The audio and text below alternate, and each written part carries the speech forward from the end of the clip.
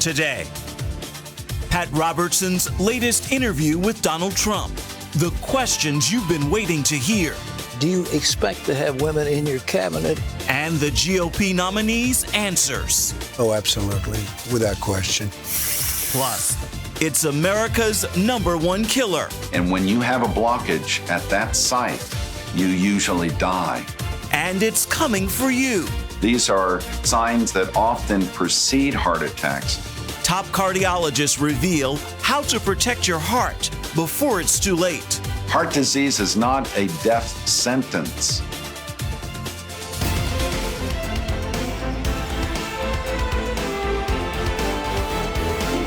Well, welcome, ladies and gentlemen, to this edition of the 700 Club. As you know, we're in the home stretch of the race for the White House.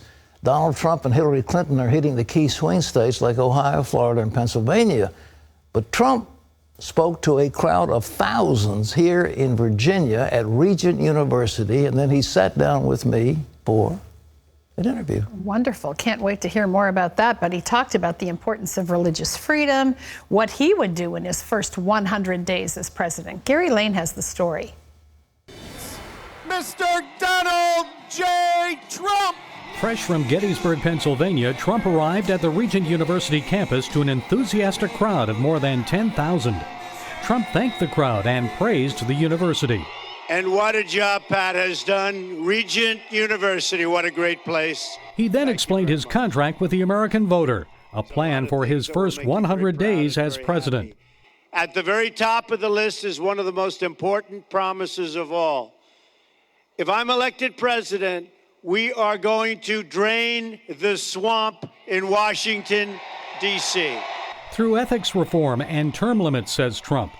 Trailing in the polls here, Trump knows to win the state, he'll need to win in Virginia Beach, one of the country's largest military communities. He's also counting on evangelicals to turn out the vote. One of the greatest privileges of my journey has been the time I've spent with the evangelical community and the people of faith across our nation. There are no more decent, devoted, and selfless people than our Christian brothers and sisters here in the United States. He talked about cutting taxes, restoring jobs, cracking down on illegal immigration, and rebuilding American defense, a movement to make America win again. He said a big part of winning is safeguarding religious liberty. Our religious liberty is being trampled on, and we can't let that happen. We will make America strong again. We will make America safe again. And we will make America great again. God bless you. Thank you, everybody. So with only 2 weeks left until the election, Donald Trump returns to Virginia, rallying the troops, speaking to military families, evangelicals, and veterans, reminding them that they need to get out and vote if the movement is to continue. Gary Lane, CBN News, Virginia Beach. Well, it's an amazing thing to have a rally where a New York builder, rich builder, takes the evangelical cause in a fashion that I can't remember in our lifetime. It is simply amazing what he says, and he seems to understand it. Well, just before that rally, I had the privilege of interviewing Donald about some of the most important issues in the election, including the Supreme Court, abortion, gun control, the economy, and jobs, and how he's hired so many women at high pay in his own businesses. Now we go back behind the platform of that particular rally to the inside of the Regent University Library, and here's that interview. Well, it's a pleasure now to introduce a man who is in the news almost all the time, Donald Trump. Donald, it's so good to have you with us. Thank you for being here. Thank you. So great to be with you. There's something that I've seen, but you don't get any press on. When you built a great skyscraper in New York, you had the first woman, I guess, was she a building supervisor or was she an engineer? Right. Well, I had the first woman supervisor, and I was very proud of that. Yeah. You're right, I don't get very much credit for it, but they don't like to mention that. But I've had many, many women in top positions, and I'm very proud of it. And I think I was sort of one of the first, certainly very early on. And, it's something that is so great. And they did such a great job. Well, you know, I've built over 1 million square feet of buildings and stuff. This is a big task. I mean, all those trades. Yeah. But she managed all of that. Right, and that was a long time ago, don't forget. Today you'll have women in charge, and they do a fantastic job. I have women today. You were the first. I think I was the first, certainly of a major building in New York City, absolutely. I want to ask you this. Do you expect to have women in your cabinet and in key positions in your administration? Oh, absolutely, without question.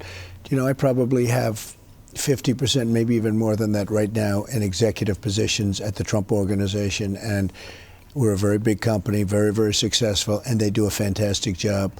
But I have a tremendous number of women working for me at top levels.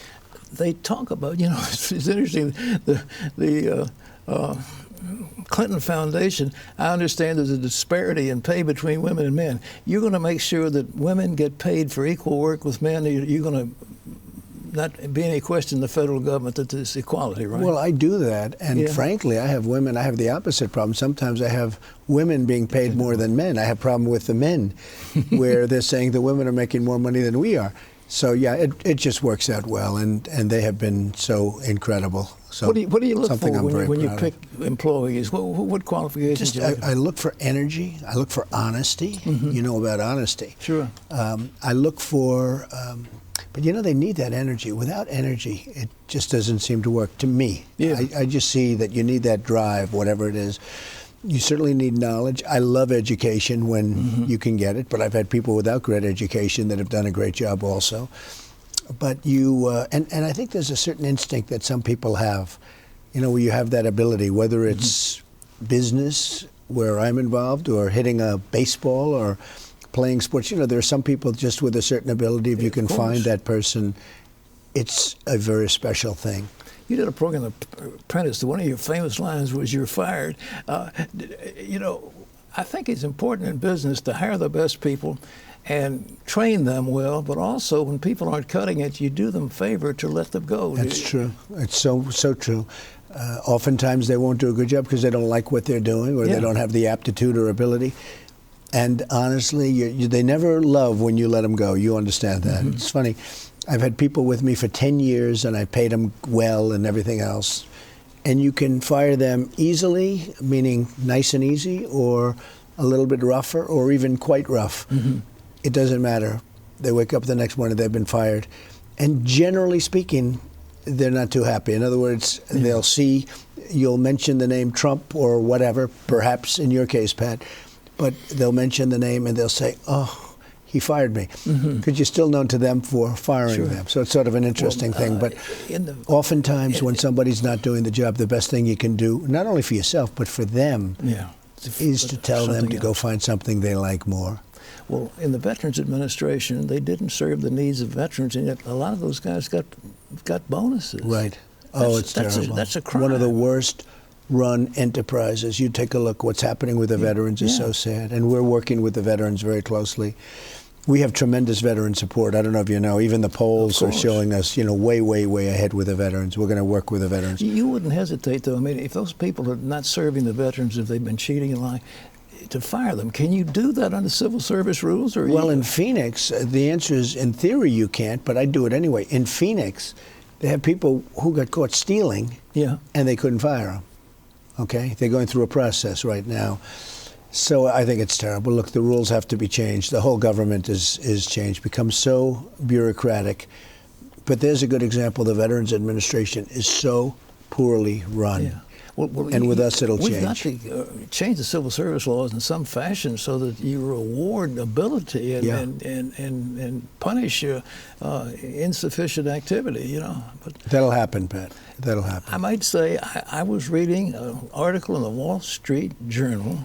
I think the reporter was Kimberly Strassel, and she said Donald Trump knows more about constitutional law than Hillary Clinton. How come? What's the deal? Well, I think that's right. That was actually a very complimentary article. I appreciated it. But it's true. Well, you have to, I mean, when you're doing business, very interesting. When you do as much business as I have, you sort of learn really a lot about a lot. And if you don't know things, you're not going to be doing that. As you said, you built 1 million feet. When you do that kind of work, you get to know everybody. You get to know from the foundations to the plumbers to the sheetrock. Right. to the carpenters, the whole thing. I mean, you get to know a lot. But yeah, I think she's probably right about that. Well, but Hillary made statements in that debate concerning the Supreme Court. She was asked, what is the Supreme Court? She said, well, it's an organization representing the whole nation, and their principal task, and I'm putting words in her mouth, I'm paraphrasing, is to look after the little guys. That's not what the Constitution says. Right. That's right. Oh, you have I thought I gave a good answer, and we talked about religious liberty. Yeah. We talked about Second Amendment, meaning I talked about. And I thought Hillary did very poorly in that debate. I thought it was not a good job. She is a lawyer. I went to Yale Law School ahead of them, but she went to Yale Law School. And the Heller decision, for example, Right. she wants to overturn Heller. Right. And she said Heller had to do with keeping guns away from little toddlers. Right. That's nonsense. That's right. It's absolutely right. She was giving that answer, and I'm sitting there saying, what's going on? Look, Hillary, I don't want to say overrated. Why should I say anybody's overrated? But Hillary would do a poor job as president. If you look at the job she's done for our country, if you look at the Middle East and the disaster that is, if you look at New York State, where she was a senator and she was going to bring jobs back to upstate New York, take a look at what happened. It was a disaster. But Heller, the D.C. law said only people with permits can have guns. Right. Permits are hard to get. Even if you have a permit and you have a gun in your house, you have to disassemble it. Right. So if a woman's got a gun and a burglar comes in, she's got to go and pick all those parts and put it together. I mean, it makes women terribly vulnerable. Well, she gave the wrong answer, and I think I straightened the answer out. Yes. But she gave the wrong answer, and she wasn't called for it. But that's happened a lot. Well, if you're president, we're talking about guns and, Supreme Court. So that Heller decision was one. And the law, the Second Amendment, they talk about a well-ordered militia, and then they talk about the right of the people to keep and bear arms shall not be curtailed. So Heller basically said this has to do with the the Second Amendment freedom to own guns personally. Right. A lot of those judges thought it had to do with the militia. Right. Well, it's true. And actually, Judge Scalia is the one that was so involved. And I don't know if it was his last decision. It was one of his latter decisions. But, I'm going to replace, as you know, and I've been very strong, he was sort of a role model from the standpoint of what I'm looking to do in terms of replacing our judges. And one of the important things I think about when we think in terms of the Supreme Court, Pat, that is such an important element of this election. Yes. Because this president, whoever it may be, hopefully it'll be me, is going to replace 2, 3, could even be 4. I mean, could even be 4 Supreme Court judges. I mean, perhaps more than anyone. I've even heard the scenario could be 5. You said in Gettysburg today that you would appoint from that list. Is that right? Federalist Society, vetted very carefully, great scholars, pro-life, very, very fine people, Second Amendment, and, I think a very good list. We have a list of 20 judges, and all been vetted by Federalist Society, and I think, it's gotten great marks. Well, something else that Hillary did, she took the radical feminist view in relation to abortion, and she didn't back off one iota in that debate, not one. And you called her on partial birth abortion, and she said it's not as bad as you said. But the truth is, it's worse than what you said. Probably worse. It's probably, well, according to her, it wasn't bad at all. I mean, it wasn't even like a little bit bad. The actual partial birth is the baby is about 2/3 already born in the birth canal.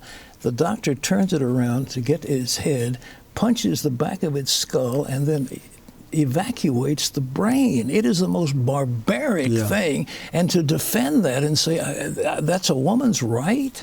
And I said it very strongly. A lot of people I must say, I've been called by a lot of pastors, I've been called by priests, thanking me because they said they've never heard anyone explain it quite the way I explained it. And, I'm very happy about the fact that we can get the word out because it's terrible. She defended that barbaric practice of partial birth, and then she defended Planned Parenthood, $500 million plus federal dollars. Right.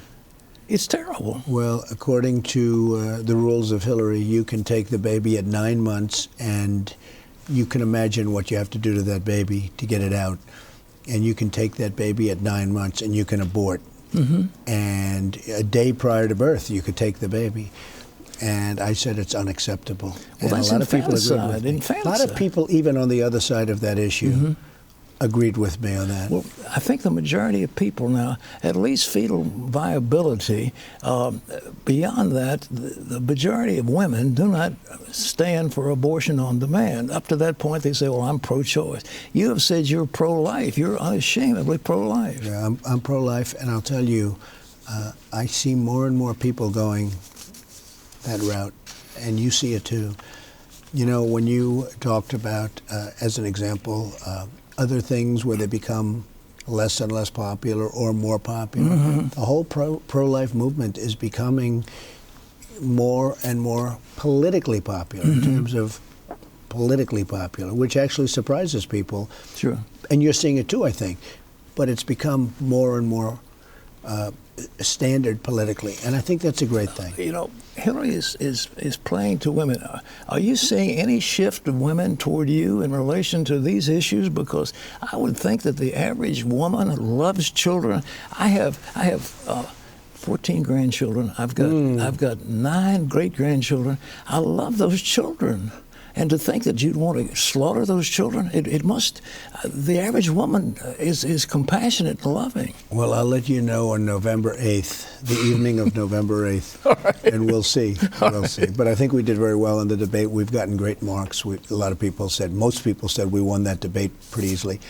And maybe one of the reasons we won it was pro-life. Well, I think so. So it could very well. You were so well positioned that most people don't even talk about. They don't even talk about what you did. And that was the first question. It's very interesting. That was the first question of the evening. Now, let's talk about your growth plan. Are you going to grow the economy? You said, I think, about 25 million jobs. Right. You laid out today in Gettysburg your plan. You want to give us 2 or 3 points of what you're going to do? Well, one of the things we're going to do is, first of all, I have to say we have to renegotiate trade agreements. Yeah, because sure. NAFTA and these trade agreements are just sucking the jobs right out of our country. In Virginia and every other place. I mean, they're just taking our jobs. So we have to renegotiate trade agreements. And if we can't make the right deal, we're going to end it. And I want to be free trade. I'm 100% free trade, but these deals are horrible, what's going on. Now they want to do TPP, Trans-Pacific Partnership. Right. Which is going to be another disaster. The gold standard, according to Hillary. The gold standard. And then all of a sudden it goes from the gold standard to, then she heard me talking about it, and now she goes against it. But if she ever won, she'd sign it in a heartbeat. She'd sign it in a minute. We're going to be substantially cutting taxes, not only for the middle class, but for business. We're bringing it down from 35% to 15%. And that will be such an unbelievable, because our businesses, Pat, are leaving this country. Because taxes are too high. Well, they can't compete. They can't compete. Yeah. They can't compete.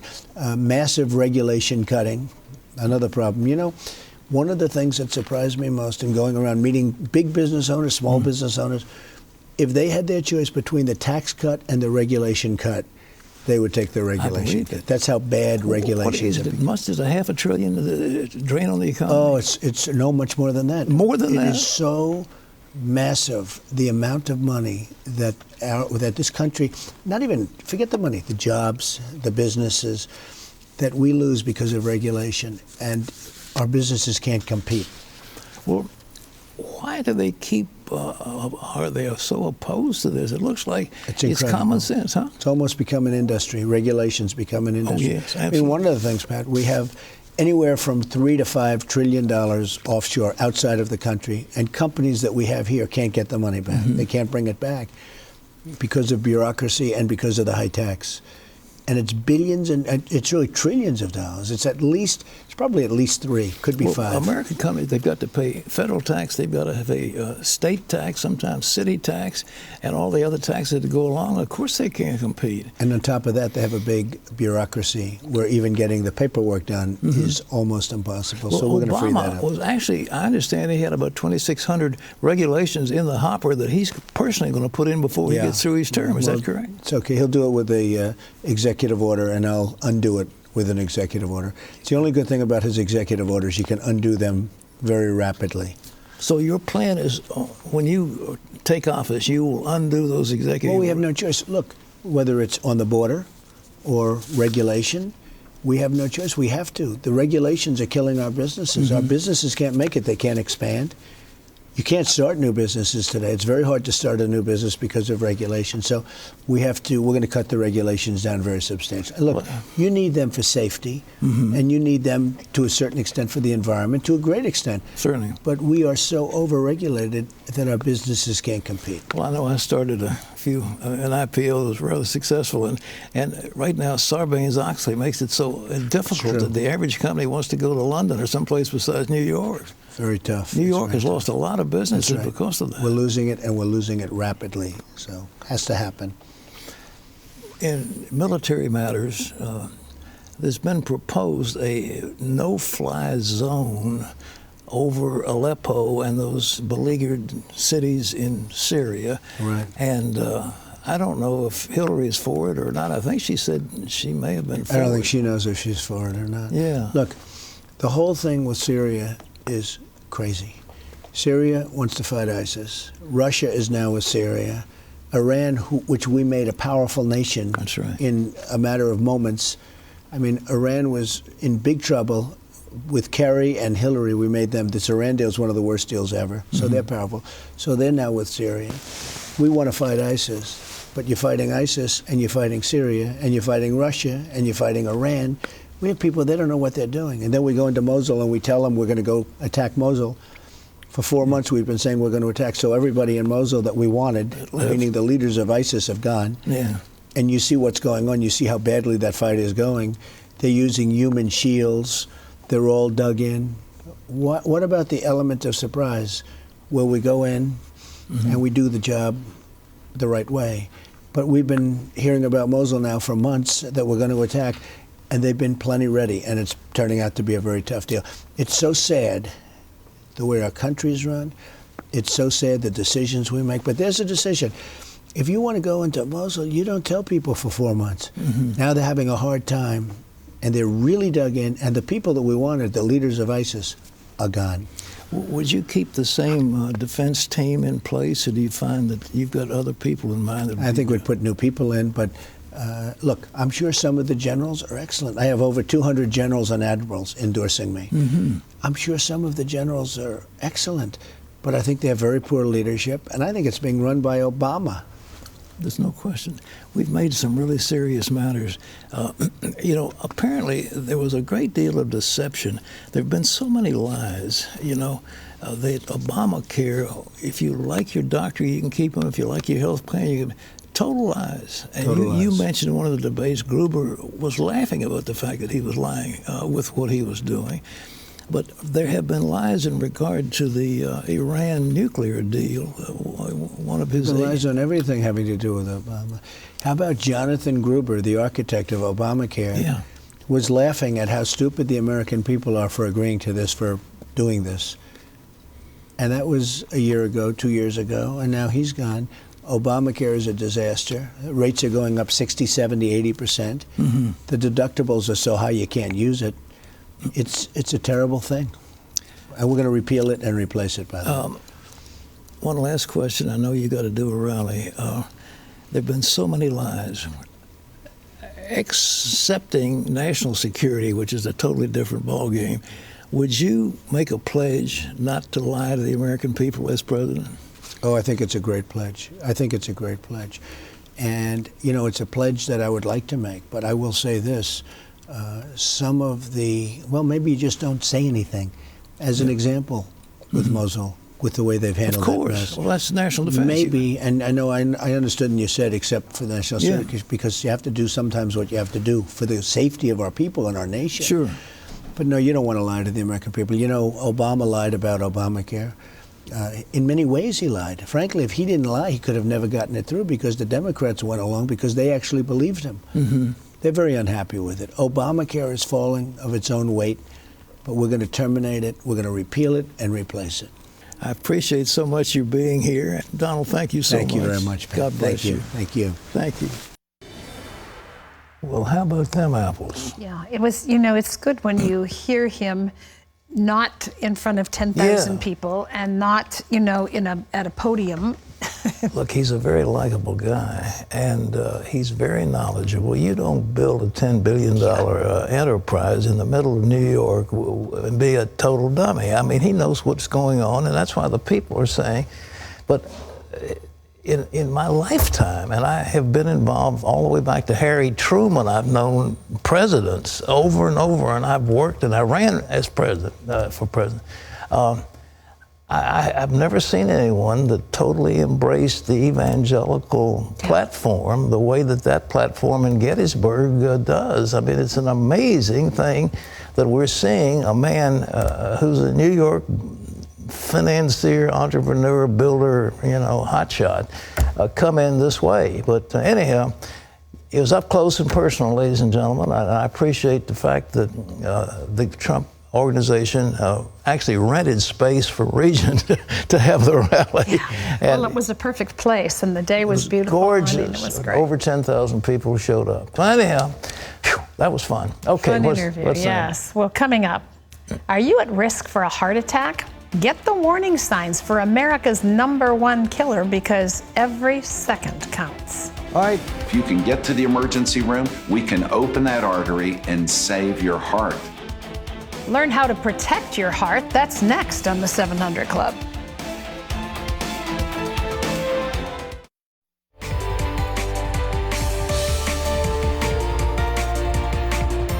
Well, welcome back. You're watching the 700 Club. It's loaded with stuff, and I hope this next feature, you don't want to miss it, because it could save your life. The Bible calls the heart the wellspring of life. For Americans, it's the #1 cause of death. The sad fact is that many people don't realize that they're at risk for heart disease. So in part 1 of our new series, Gordon Robertson tells you what you need to watch out for and exactly how to protect your heart.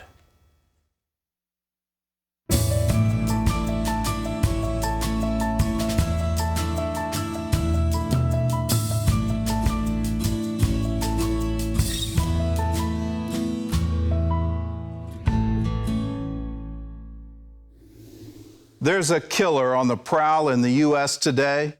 In the next 60 seconds, another life will be taken. Many people are unaware that they are just one heartbeat away from becoming the next victim. The killer is heart disease. Dr. Chauncey Crandall is a board-certified cardiologist and author of the book, The Simple Heart Cure, the 90-day program to stop and reverse heart disease. Dr. Crandall knows very well the destructive effects of heart disease. He sees it every day in the operating room. He never expected at age 48 to come face to face with his own life and death struggle. One day I was at the airport and I lifted my bag off the conveyor belt and I experienced pain in my left shoulder. And as I continued to walk, the pain intensified. And then I put my suitcase in my car and the pain went away. The next morning, the nagging pain returned, and Dr. Crandall took himself to the emergency room. But I was a cardiologist, and I didn't have heart disease in my family. I wasn't a smoker, I wasn't overweight, I carried on an active lifestyle, but I was under a tremendous amount of stress in the operating room. Doctors discovered that one of his coronary arteries was 99% blocked. In just 48 hours, he went from heart doctor to heart patient. And this blockage was right at the beginning of that artery. And when you have a blockage at that site, you usually die. So even a cardiologist can be misled concerning the diagnosis of heart disease. Coronary artery disease is the most common type of heart disease. This year, it will take the lives of more than 370,000 Americans. It can be hidden for years without any warning sign. But it develops over a period of time, and we develop what are called plaques. They're really like blisters that line the wall of the artery, and they rupture. And this will form a blood clot that will cause the heart attack. And what's putting so many of us at risk? It's our lifestyle. The typical American diet is loaded with sugar and filled with salt and trans fats. On top of that, we just aren't very active. Many Americans sit at a desk all day and then go home and sit in front of a screen all evening. And now, add in the effects of stress. A survey by the American Psychological Association says more Americans than ever are reporting they are stressed out. If this sounds like your life, you need some changes fast. And you need to be aware of the warning signs of a heart attack. It could be simply increased fatigue over a period of weeks. It could be a mild pain. It could be a pain of indigestion. It might just be a pain in the shoulder or the neck or the jaw. These are signs and symptoms that often precede heart attacks. If you begin to experience any of these symptoms, don't ignore them. Time is critical. Every second you delay could mean the difference between life or death. Call 911 right away. Don't drive yourself to the hospital. Have an ambulance take you there. Once at the hospital, medical teams will evaluate your condition and take the necessary steps to save your life. We now know that if we can open the artery that is blocked due to a heart attack, there is a critical period of time so that we can salvage heart muscle. And that critical period is 1 to 6 hours. So if you can get to the emergency room, they quickly evaluate you, we can open that artery and save your heart. If you think this is just a problem for middle-aged men, think again. The grim reality is that more women die each year from heart disease and heart attacks than men. Dr. Leslie Cho is the director of the Cleveland Clinic's Women's Cardiovascular Center. She knows that heart disease is something women can't ignore. Women actually have an increased rate of dying from heart disease because they show up to hospitals later with their heart attack. Frequently, they think it's something else, or they actually have atypical symptoms. The symptoms of a heart attack may be far more subtle in women than men. Chest pain and discomfort are the most common signs for both. However, women are more likely to experience shortness of breath, nausea, vomiting, and pain in the back, jaw, or neck. The number one sort of rule I think to go by is if you are not feeling right in terms of chest pressure, shortness of breath, fatigue, it's best to let your doctors figure it out instead of trying to doctor yourself. You should know the risk factors for having a heart attack: smoking, early menopause, a family history of heart disease, and high LDL and low HDL cholesterol. If you have any of these, you should work with your doctor. Reducing your weight, getting to ideal body weight, eating a proper diet, having your blood pressure under control, your diabetes under control, having your stress improved, sleeping properly every day. These are all part of the recovery process after having a heart attack. Being a cardiologist is a high-stress occupation, but Dr. Crandall says his faith in God gave him the strength he needs to meet those challenges each day. Well, the key part for my recovery and my event was the power of God in my life. I prayed, I went to church, I had a purpose. So heart disease is not a death sentence. It is a diagnosis that can be treated and reversed. That's a fabulous series. My congratulations. I didn't produce this, but the producer did a wonderful job, Gordon. And of course, Dr. Crandall is outstanding. But that really, you know, the Bible says a merry heart doeth good like medicine. And I think we need to have a positive mental attitude going to all these things, because we talk about stress and then we talk about cortisol and what it does throughout our body. And everybody is suffering from inflammation, and we're eating ourselves up. And so this is the first of a series of Protect Your Heart. and it can save the life of you, so you don't want to miss one single episode. Exactly. Terry? It's one of our 5-part series. It's called Protect Your Heart. If you'd like to watch all of the installments, or you'd like to get a copy to have on hand, all you have to do is log on to cbn.com. We're going to send you a DVD, or you can stream all 5 parts online. It's free of charge. You can also call us. Our number's toll free. It's 800-700-7000. Just tell the person on the other end of the line that you want to protect your heart. We'll get your copy out to you right away. Well, still ahead, inside the Emmy Award-winning film that's helping the victims of sexual abuse. That's later on today's 700 Club.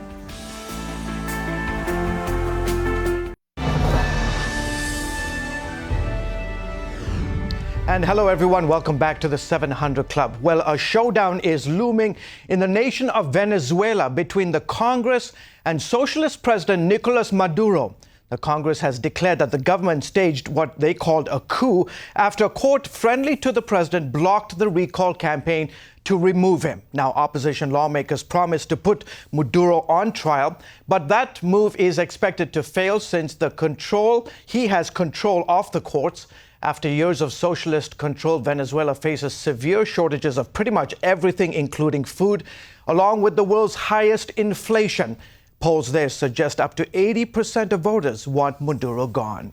America needs Jesus. That's the message of Revive Us 2016.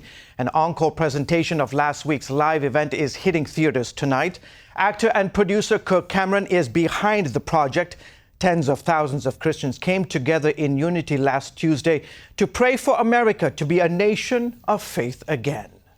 We've been praying that God would bless Revive Us, and we had so many people come out. Many of the theaters were actually sold out. My wife and kids couldn't even go see it on Tuesday night live in the theaters because the theaters were sold out. You can check theater listings for start times tonight of Revive Us 2016 in your area. You can always get the latest from CBN News by going to our website at cbnnews.com. Pat and Terry will be back with more of the 700 Club right after this.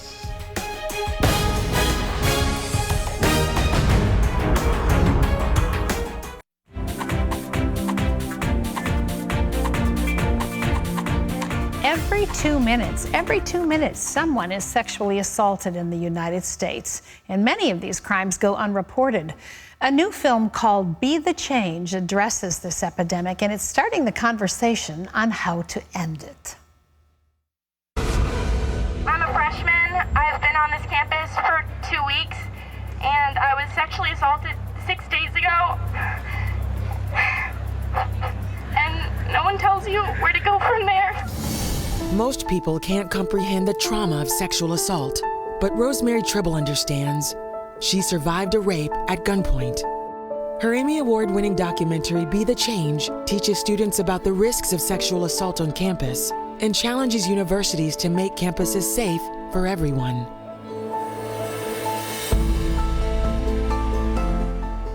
Well, Rosemary Tribble is here with us now, and we welcome you back to the 700 Club. It's wonderful to be with you. It was mentioned in that piece that you have a heart for this. Many people do, but you have a reason to have a heart. You've been a victim yourself. That's true, and I think that's where my passion comes, to be a voice for the voiceless. Mm-hmm. It was back in 1975, and I had a television talk show in Richmond and did a show on sexual assault that a rapist saw, and 4 days later he put a gun to my head and said, "Okay, cute talk show host, what do you do with a gun in your head?" And Terry, I'd never thought about that. And after a night of horror, again with that gun in my temple, he said, "I know who you are, I know where you live, and I'll kill you if you tell." And that's the dagger of fear that anyone that goes through that's almost worse than the pain. I always said what was meant for evil has been used for good in my life. I wouldn't be here today if I hadn't gone through that. And I always say he not only tore my body, but he stole my joy. And I wear a little joy pin every day to remind me and to remind other victims that may be listening today that you too can find your joy. Yeah, you get to choose. One of the other reasons you're here today is because you chose to tell someone what happened, and yet so many victims don't. Why? Silence is the greatest enemy of healing. And I finally came to the point, actually after a church service, and the pastor said, what if you didn't have to be so afraid? And what if you could help someone else not be so afraid? So I wrote the book, and then I realized the amount of pain and began being the founder and president of Fear and the number 2 Freedom. As you said, every 2 minutes someone's sexually assaulted. But even harder, they say 1 in 5 college students will be assaulted in their 4 years in college, and 1 in 16 men, which a lot of people don't even think of the men that are assaulted. 20 years ago, you met Mother Teresa, and it was life-changing. Tell us what happened. It was 1997, and I had an opportunity to be with her. I knelt at her wheelchair, and she held my hands in hers. Hers was weathered with all the love. And literally, it was like looking into the eyes of Jesus, like looking into the eyes of liquid love. And she told me about their work, but then she said this.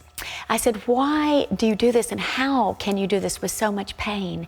And she said, we're not called to be successful, but faithful. And then I said, what can I do? And I love this. She said, go home, Rosemary, and love the person in front of you. Go home and do what's right in front of you. And Terry, that was the inspiration of starting our nonprofit. That's true for most of us. You know, we sort of have this mindset that you have to travel to some other part of the world, but really right in front of us is usually a field ripe unto harvest. Your program is called Fear to Freedom. What's the significance of the name? Well, it is the number 2 because every 2 minutes someone's sexually assaulted. But what we want to do is help victims move from fear to freedom in their lives, and that journey that I went through. It is a journey, isn't it? It is a journey of healing. And so what we do is we put together these Fear to Freedom kits that have sweatpants and t-shirt and underwear and toiletries. They don't know when they go to the hospital for the perk exam, all their clothes are kept for evidence. And in our country, in our hospitals, so many victims walk out in paper scrubs. So we offer all of these things, toiletries so they can take a shower, and the universities partner with the hospitals, assemble the kits, and then they sit down and write a personal note to that victim. And that is a powerful moment, both for the victim and for the student. And then they are told about this little freedom bear, and they would give it to the victim, the forensic nurse, and say, he has a backpack. Take out a little piece of paper, write someone that's hurt you, and then you open up his heart, put it inside, close it up, and as you feel a little stronger, you take it out and put it in water. It's dissolving paper. So first the words disappear, and then the whole paper disappears, and it's a symbol that they don't have to stay stuck as a victim. So it's an important tool, and now we have a national campaign we're reaching out to. With this program, we're in 18 universities and 30 hospitals and community groups. And in the last 3 years, we have delivered to victims 13,000 of these kits. And now spreading out nationally to a program that we hope will reach 400 universities across this country. I hope so too. It's so beautifully done. You've always had wonderful packaging, thoughtful content. Now you have a film involved in all of this called Be the Change. Tell us about the film. Yes, we began this program that's a sexual assault program and resources toolkit that helps universities with their Title IX requirements. It helps them combat sexual assault. It is a prevention, intervention, and awareness program. But the feature of it is a 30-minute film called Be the Change. And I'm very excited to say you won an Emmy. That it actually a month or so ago won this Emmy as Outstanding Educational Film.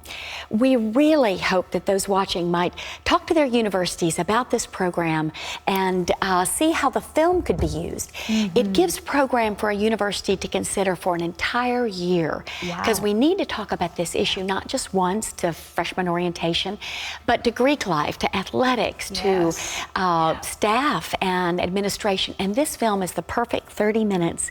It's very powerful, but everything we do lifts someone up and really helps them, like the Lord asked us to move from darkness to light. And that's what we want to do. We want to redeem and restore those sexually assaulted, bringing them hope and healing with this. But we really want to change the cultural understanding on these college campuses. And we believe that this program, it has discussion groups, it has another empowering film, it has a pledge that the university president can challenge them to be the change. And then they have a little resource resource card that they can carry in their pocket with that pledge, and also the information, where do they go for finding out their police, their counseling. So we really want to empower these universities to be able to change the cultural understanding, and the university presidents start with them, but it is the students up that can really change that culture. Well, and maybe one of the most significant things it does is cause you to contemplate the issue, which can be lost in the day-to-day shuffle of life and the busyness of everything that's going on. So you have lots of layers of awareness and also response to all of this. And it involves both the female and the male on the college campus and wherever you might be. So if you'd like more information on Be the Change program or Fear to Freedom, all you have to do is log on to cbn.com. And we want you to know, if you have been the victim of abuse in your past and you need someone to talk to, give us a call. We have someone standing by the phones ready to pray with you. Our number is toll-free. Anyone can call. You don't even have to tell us who you are. It's 1-800-700-7000. That's a toll-free call. Want to mention also that Rosemary has a wonderful book called Fear to Freedom. What if you did not have to be so afraid? Boy, that impacts your life in many, many areas. Thank you, Rosemary. Thank it's always you. A treat to have I you appreciate that. And I think the encouragement of the book is that God not only redeemed me through the power of forgiveness, but 22 years after I was sexually assaulted, I found that He redeemed the man that assaulted me. Praise the Lord. And so you don't have to stay stuck that victim. And I pray that each one of you that may be listening, if you know someone, if you yourself has been affected, please know that you can find that joy again, and that you can find that hope and that healing that is so important through the Lord to make a difference in your life. Thank you. Great to have you with us. And Wonderful we wish to you be the with best you. with all Thank of you this. so much. Thank you. Well, still ahead, Pat's getting ready for another round of Bring It On. You don't want to miss it. Ben says, my sister sees ghosts. She says the spirits aren't mean. Is this biblical? We're going to answer your email questions. That's up next. Don't go away. Thank you.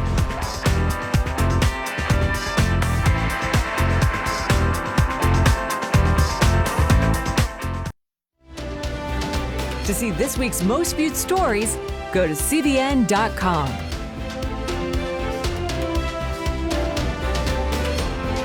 Time to bring it on with some of the email questions you all have sent in. And Pat, this first one comes from Ben, who says, my sister told me today that she sees ghosts. She talks about seeing dark clouds of smoke and that she sees our dead relatives' faces. I want to believe in spirits, but a part of me is scared. She also feels, quote, bad energy when things are going wrong with other people, fighting, arguing, etc. I don't know how to take it. It worries me, but she says the spirits aren't mean and are in limbo. Is this biblical? No, it's not biblical at all. It's evil, and these, there are demonic spirits. There is no question. The Bible talks about evil spirits, demons that Jesus cast out, and these things are demonic. And your sister is being overwhelmed by demonic power, and they're deceptive. They also familiar spirits that come back looking like relatives and so forth. So the answer is she needs to have somebody pray and set her free from this stuff. Mm-hmm. This is Karen, who says, could you ask Pat to reveal what fish oil he uses? Come on, Pat. All right. Let us know. I use Norwegian fish oil. It's very good. I get it at the thing. They wrote me a thing. Let me see if this is the one. Okay. It is cod liver oil with lemon. It's put out by Carlson Labs, and it's Norwegian cod liver oil, and you can take it in a teaspoon and no bad taste at all. It's omega-3, no fishy taste at all. No fishy taste, but getting it down might be another story. Lemon. Lemon. I mean, it tastes good. It didn't, no problem. Okay. Okay. This is Ashley, who says, I had a good job with a good company, but my bipolar depression got the better of me and the job was lost. I now work only part-time. It doesn't pay the bills, even with my husband's really good job. Our credit cards are almost maxed out, and I have outstanding medical bills. We've cut everything we can out of our expenses. I've prayed about it, but I think my lack of faith previously has made God angry and not want to help. I just don't know what to do. Listen, God is God. He doesn't get angry at you because you didn't do something. He loves you and he wants to help you. What you need to begin to do is to speak to the environment. You know, speak to the money you need. I know it sounds weird, but it's the way it works. In the name of Jesus, you pray for the Lord. Say, Lord, I need some help. And then ask him for some concepts. There's got to be something you can do. I mean, people can, you know, get on the telephone and get paid to make telephone calls at home, for instance. And there are many other ways that you can earn money, and you just need him to give you the answer. But God's not mad at you. He loves you. We leave you with today's Power Minute from 2 Corinthians, and here's what it says. Now the Lord is the Spirit, and where the Spirit of the Lord is, there is freedom. Well, God bless you. Tomorrow, are we safer than we were 8 years ago? We'll give a grade on President Obama's foreign policy. That's Tuesday. You don't want to miss it. So for Terry and all of us, this is Pat Robertson, and we will see you tomorrow. Bye-bye.